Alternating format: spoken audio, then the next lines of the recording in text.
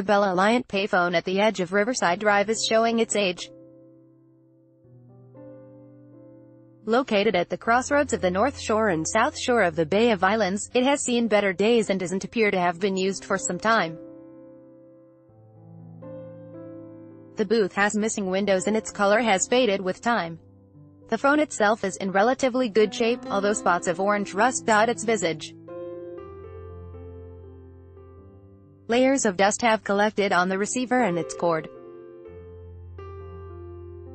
A loonie sits in the change bin as if it's waiting for someone who needs to make a couple of calls. When you pick up the receiver, there is no dial tone to greet you. The only sign of life is the shrill of a beep that comes through the phone when you press numbers on the keypad. The 2, 5, 6 and 8 buttons stick when pressed before slowly returning to normal. They're like a door that needs a lick of oil to loosen things up. The penetrating sounds of the push buttons leads you to believe you connect with someone on the other end, but it's just the ghost of a bygone era. It's just one of a number of payphones around the Corner Brook region. Everyone has a cellular phone these days. Chances are if you asked a person younger than the age of 20, they might struggle with defining what a payphone is. I'd imagine they'd liken it to a prepaid cell or something their parents fork over the dough for.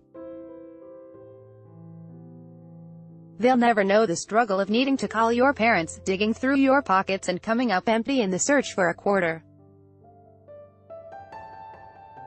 After you rummage through every pocket on your person, you would have turned to your friends for help. If you got nothing there, it was time to make a long-distance call, blurt your message into the space reserved for your name and pray to your chosen deity that the intended recipient is paying attention. Folklore professor John Bodner, the advent of the cellular phones has robbed him of an urban legend for city folk. Of course, each phone had a number that could be dialed. People would watch eagerly as someone walking the street would stop by the phone and then dial its number. And the person answered. There was nobody there. Of course, it's different now. The little piece of folklore was made obsolete because of the device in our pockets. It's almost like we've moved beyond payphones, said the professor of folklore in Grenfell campus in Corner Brook. The cell phone came around slowly, especially in my neck of the woods, and when they did they weren't the giant pieces of white plastic that Zach Morris carried around and Saved by the Bell.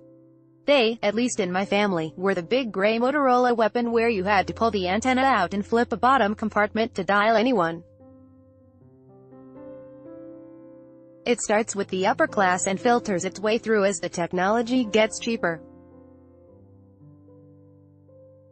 Eventually, as we see it today, mostly everybody has instant communication through phone calls, text messages, emails, direct messages, etc. Immediately, a cell phone became a symbol of status. If you were poor you had no choice but to rely on the payphone to conduct business when outside the home. It is still the case in some places.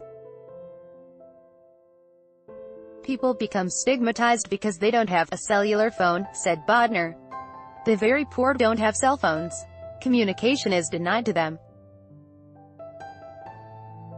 Having a phone in your pocket changes social roles. Bodner grew up in rural Ontario.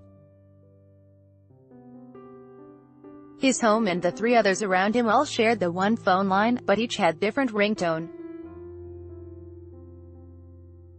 At the party line, every time Bodner would pick up the phone there was a chance someone might be on the line from another home. That lack of privacy is gone now. You can't listen in on your older sister or eavesdrop on one of your buddies. Growing up, if you dialed your friend's house and he wasn't home, there wasn't a direct line of communication where you could get him after the fact. You just moved on to a different friend. Cell phones changed the game, so to speak. Communication developed new rules and the payphone just couldn't adapt.